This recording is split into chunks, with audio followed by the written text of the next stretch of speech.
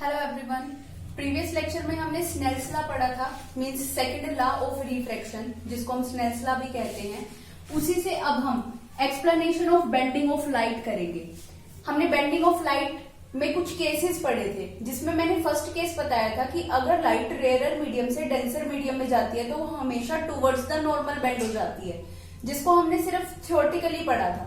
अब उसी का मैथमेटिकल देखो आप यहाँ पर कि कैसे वो टूवर्ड्स द नॉर्मल बेंड हो जाती है। स्नेल्स लॉ के थ्रू हम इसको डिराइव करके बताते हैं। तो देखो फर्स्ट केस हमने डिस्कस किया when light goes rare medium to denser medium. पहले केस में हमने यही किया था कि जब लाइट रेयर मीडियम से डेंसर मीडियम में जाती है तो वो हमेशा टूवर्ड्स द नॉर्मल बेंड हो जाती है। तो अब देखो रेयर मीडियम, खाली खाली मीडियम जिसमें से लाइट इजिली पास कर पाए।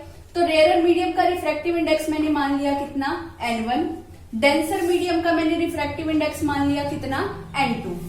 अब देखो आपको प्रीवियस लेक्चर में ही मैंने आपको बताया था कि जैसे एयर है, एयर का रिफ्रैक्टिव इंडेक्स क्या होगा, कम। कितना बताया था मैंने आपको, एयर का रिफ्रैक्टिव इंडेक्स 1। उसके बाद मैंने आपको बताया था डेंसर मीडियम, जैसे कि ग्लास डेंसर मीडियम है और उसका रिफ्रैक्टिव इंडेक्स क्या होगा, ज्यादा। तो उसका रिफ्रैक्टिव इंडेक्स ग्लास का मैंने आपको कितना बताया था, 1.5। तो आपको पता है हमेशा डेंसर मीडियम का रिफ्रैक्टिव इंडेक्स ज्यादा होता है एज कंपेयर टू किसके, रेयर मीडियम के। तो इसीलिए मैंने कहा N2 क्या होगा, ज्यादा होगा किससे, N1 से। Means refractive index of second medium greater than होगा किससे, refractive index of first medium से। अब देखो अकॉर्डिंग टू स्नेल्स लॉ क्या होता है, ratio of sine of angle of incidence to sine of angle of refraction is equal to constant. तो देखो sine of angle of i divided by sine of angle of are.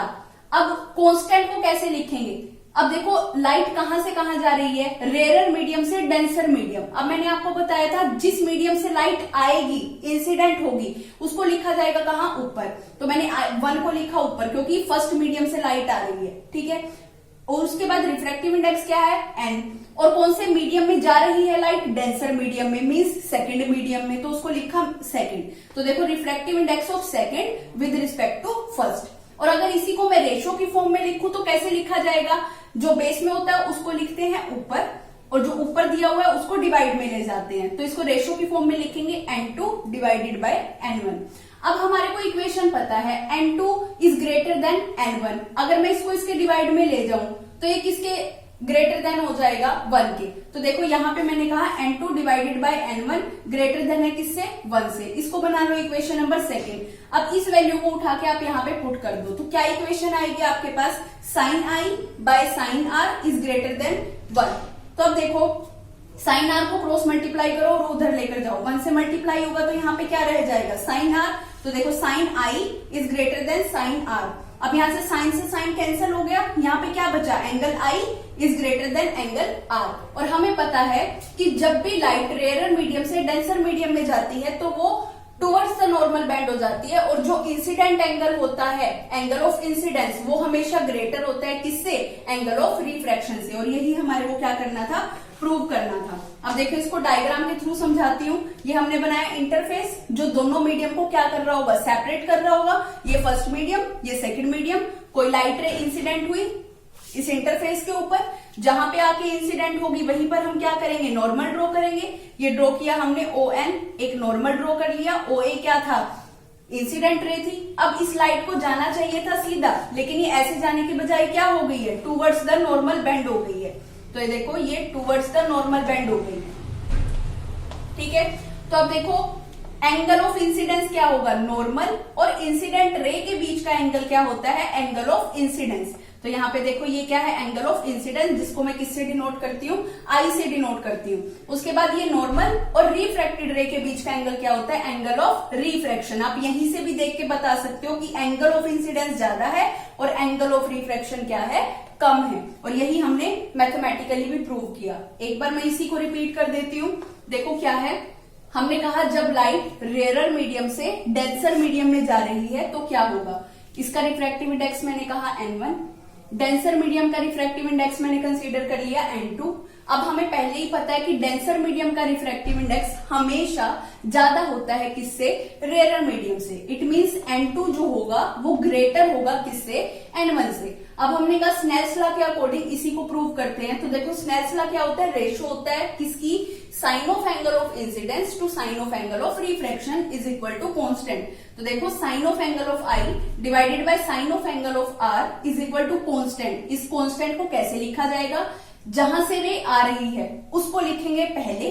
तो देखो first medium से रे आ रही थी उसको लिखा ऊपर रिफ्रैक्टिव इंडेक्स, और जिस मीडियम में रे जा रही है, डेंसर मीडियम में जा रही है मींस सेकंड मीडियम में जा रही है, उसको लिखेंगे नीचे।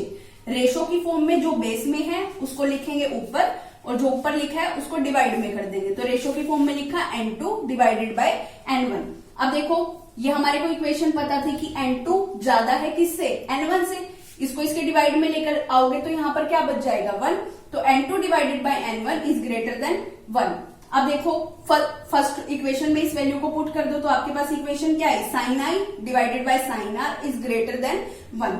तो यहां से देखो क्रॉस मल्टीप्लाई करो, साइन आई को जब 1 से मल्टीप्लाई करोगे, सॉरी साइन आर को जब 1 से मल्टीप्लाई करोगे तो क्या आएगा, साइन आर ही आएगा। तो देखो sine I is greater than sine are, sine से साइन कैंसिल हुआ तो angle I is greater than angle are. और यही हमने डायग्राम के थ्रू समझा कि देखो जब भी नॉर्मल और इंसिडेंट रे के बीच का जो एंगल है, एंगल आई, वो ज्यादा है किससे, एंगल आर से। मीन्स नॉर्मल और रिफ्रैक्टेड रे के बीच में जो एंगल है, angle r means angle of refraction से। सेकंड केस डिस्कस किया था हमने कि जब लाइट डेंसर मीडियम से रेयर मीडियम में जाती है, तो हम ये थ्योरेटिकली पढ़ चुके हैं कि जब भी लाइट डेंसर मीडियम से रेयर मीडियम में जाती है तो वो हमेशा away from the normal bend हो जाती है। अब इसी को मैथमेटिकली करके देखते हैं। मीन्स जो एंगल ऑफ इंसिडेंस होगा वो क्या होगा, कम, और एंगल ऑफ रिफ्रैक्शन क्या होगा, ज्यादा। अब देखो डेंसर मीडियम है, डेंसर मीडियम को हमने लिखा था पहले भी N2, अब भी यहाँ पे मैं उसके लिए N2 ही यूज कर रही हूँ। रेयर मीडियम के लिए मैं N1 यूज कर रही हूँ। तो देखो डेंसर मीडियम के लिए हमने रिफ्रैक्टिव इंडेक्स लिया N2 और रेयर मीडियम के लिए रिफ्रैक्टिव इंडेक्स लिया N1। अब देखो डेंसर मीडियम का रिफ्रैक्टिव इंडेक्स हमेशा क्या होता है, ज्यादा होता है किससे, रेयर मीडियम से। तो देखो refractive index of second is greater than refractive index of first according to Snell's law. Snell's law क्या होता है, स्नेल्स लॉ होता है रेशो किसकी, sine of angle of incidence to sine of angle of refraction. तो देखो sine of angle of i divided by sine of angle of r is equal to, अब देखो कांस्टेंट को कैसे लिखा जाएगा। अब लाइट कहां से कहां जा रही है, डेंसर मीडियम से रेयर मीडियम में। डेंसर मीडियम सेकंड मीडियम है और रेयर मीडियम क्या है, फर्स्ट मीडियम है। तो देखो लाइट सेकंड मीडियम से फर्स्ट मीडियम में जा रही है। अब जिस मीडियम से लाइट आती है उसको लिखते हैं ऊपर, और जिस मीडियम में जा रही है उसको लिखेंगे बेस में। तो देखो लाइट सेकंड मीडियम से आ रही है तो सेकंड को लिखा ऊपर रिफ्रैक्टिव इंडेक्स, और जिस मीडियम में जा रही है मीन्स फर्स्ट मीडियम में जा रही है तो उसको मैंने लिखा नीचे। अब अगर मैं इसी को रेशो की फॉर्म में लिखूं तो जो बेस में है उसको लिखा जाएगा ऊपर, और जो ऊपर लिखा हुआ उसको डिवाइड में। तो देखो यहाँ पे N1 डिवाइडेड बाय N2। अब देखो क्या है, हम पढ़ चुके हैं N2 is greater then N1, क्योंकि डेंसर मीडियम का रिफ्रैक्टिव इंडेक्स हमेशा क्या होता है, ज्यादा। तो अब N2 को डिवाइड में ले जाओ इधर क्रॉस मल्टीप्लाई करके। तो देखो N1 डिवाइडेड बाय N2 क्या हो जाएगा, स्मॉलर देन हो जाएगा किससे, 1 से। इसको बना लो इक्वेशन नंबर सेकंड। अब ये वैल्यू को उठा के आप फर्स्ट में पुट कर दो तो आपके पास क्या इक्वेशन आएगी, sine i divided by sine are is equal to N1 divided by N2 is smaller than 1। अब देखो साइन आई और साइन आर, इस साइन आर को क्रॉस मल्टीप्लाई करके यहां लेकर जाओगे, 1 से क्रॉस मल्टीप्लाई होके क्या हो जाएगा, साइन आर ही रहेगा। तो देखो sine I is smaller than sine are, sine से साइन कैंसिल, बचा क्या, angle I is smaller than angle are. और यही हमें क्या करना था, फाइंड आउट करना था। अब देखो यहाँ पे मैंने इंटरफेस एक लाइन ड्रॉ की जो दोनों सरफेसेस को क्या कर रही है, अलग कर रही है। ऊपर कौन सा मीडियम है, डेंसर मीडियम, नीचे कौन सा मीडियम है, रेयर मीडियम। अब देखो कोई लाइट रे आई और इस सरफेस पे आके इंसिडेंट हुई, जहां पे आके इंसिडेंट होगी वहीं पे हम क्या करेंगे, नॉर्मल ड्रॉ करेंगे। ये हमने नॉर्मल ड्रॉ किया, इसको हम नाम दे देते हैं ON, ये इंसिडेंट रे है, इसको नाम दे दिया OA।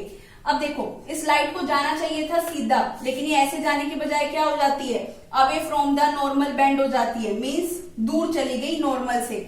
ठीक है, तो अब देखो ये एंगल ऑफ इंसिडेंस होगा नॉर्मल, और इंसिडेंट रे के बीच का एंगल एंगल ऑफ इंसिडेंस होता है। और नॉर्मल और रिफ्रैक्टेड रे के बीच का एंगल, ये एंगल क्या होगा, एंगल ऑफ रिफ्रैक्शन होगा। तो यहाँ पे आप देख के ही बता सकते हो कि एंगल ऑफ इंसिडेंस कम है और एंगल ऑफ रिफ्रैक्शन क्या है, ज्यादा। और इसी को हमने मैथमेटिकली प्रूव भी कर दिया है। रिपीट करती हूँ एक बार, देखो जब लाइट डेंसर मीडियम से रेयर मीडियम में जाती है तो वो हमेशा away from the normal bend हो जाती है। डेंसर मीडियम का रिफ्रैक्टिव इंडेक्स मैंने लिया n2, रेयर मीडियम का रिफ्रैक्टिव इंडेक्स मैंने लिया n1।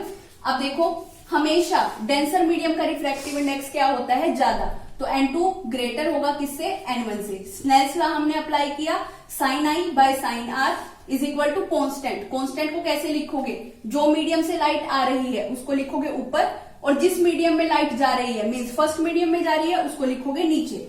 रेशो की फॉर्म में कैसे बताओगे, जो बेस में है उसको ले जाओगे ऊपर, means refractive index of 1 divided by refractive index of second. अब देखो यहाँ पर अगर इन दोनों की रेशो निकालें, n1 के डिवाइड में ले जाएं किसको, n2 को, तो ये क्या हो जाएगा, स्मॉलर देन 1। अब इसी को पुट कर दो इक्वेशन नंबर फर्स्ट में, तो आपके पास इक्वेशन आ जाएगी sine I is smaller than sine are. Sine से sine cancel, angle I is smaller than angle are. और इसी को हमने किससे, डायग्राम के थ्रू भी समझ लिया।